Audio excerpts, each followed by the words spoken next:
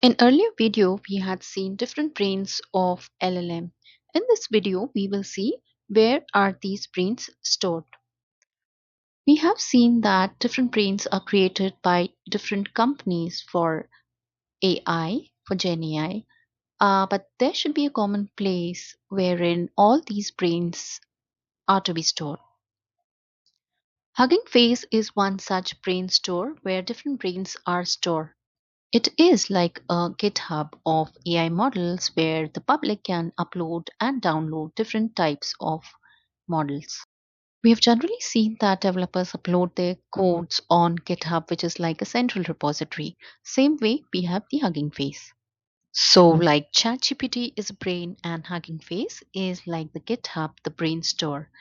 So, Gemini, ChatGPT, Claude, all models are stored on this Hugging Face.